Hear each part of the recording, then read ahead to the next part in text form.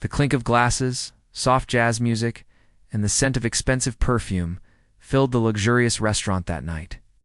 It was the kind of place where every detail whispered wealth. Yet amid all the glamour, a young waitress named Emily moved quietly between the tables, her worn shoes barely making a sound. No one noticed the fear hiding behind her polite smile, no one, until Ethan Cole, the CEO of a powerful tech company, sat down at table 7. Ethan wasn't the type to dine out much, but tonight was different. He was meeting a potential investor who had insisted on a private dinner. His assistant had warned him about the man's shady reputation, but Ethan brushed it off. Business was risky, it always had been. Emily approached his table with a tray, her hands trembling ever so slightly. She placed a crystal glass of wine before him, then hesitated. For a moment her brown eyes flicked up to his, filled with panic she couldn't hide. Before Ethan could ask, she slipped a folded napkin beside his hand. He unfolded it under the table. The handwriting was hurried, almost desperate. "Don't drink it. Leave now, please." Ethan froze. His mind raced. He glanced up and Emily quickly looked away, pretending to serve another table. Across from him, the investor, slick man in a tailored suit, was smiling. "Go on, Ethan. You'll love the flavor." Ethan forced a tight smile. First, he said lightly. The man chuckled but didn't lift his glass. That was all Ethan needed to know. Something was wrong. Very wrong.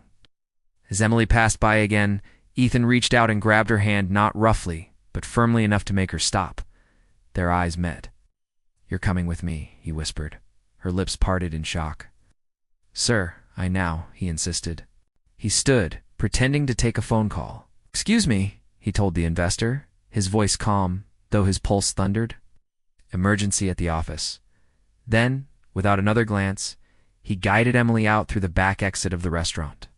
Once outside in the cold night air, Emily pulled her hand away, shaking. "Shouldn't have done that. They'll come after you."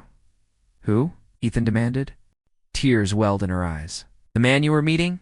He's not who you think. He's been using the restaurant to trap businessmen. My bossy makes us serve drugged drinks to keep them quiet while they're blackmailed later. I tried to quit, but he said he'd hurt my little brother if I told anyone." Ethan's stomach turned. "You risked everything to warn me?" She nodded, trembling. "I couldn't let you drink it. I've seen what happens." Ethan took a deep breath. "Where's your brother now?" "At home. I told him to lock the door and not open it for anyone." Without another word, Ethan pulled out his phone. Within minutes, his security team was on their way. He made one call to the police and another to his private investigator. He wasn't just a CEO, he was a man with power, connections, and now a purpose. As flashing red and blue lights painted the street, Emily clung to her apron, afraid. But Ethan placed a reassuring hand on her shoulder. "You did the right thing," he said softly. "You're safe now." That night, the restaurant was raided. The corrupt owner and his criminal partners were arrested. Emily's courage had finally brought their operation to light. Days later, Emily was sitting nervously in an office high above the city. The view was breathtaking, but her heart pounded as Ethan walked in with his usual composed grace.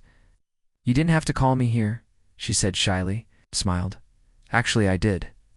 I owe you my life, Emily. I also read your background. You dropped out of college to support your brother, right?" Her eyes widened. "Yes.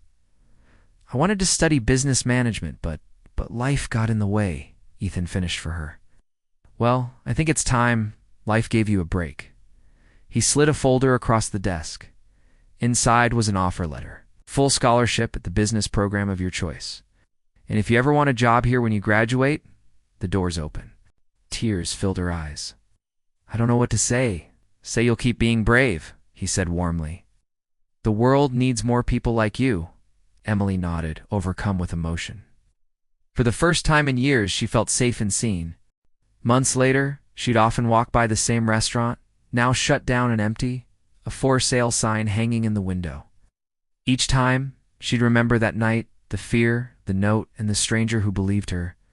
And sometimes, she'd see Ethan again, smiling from across the office lobby, reminding her that even in the darkest moments, one act of courage can change to lives forever.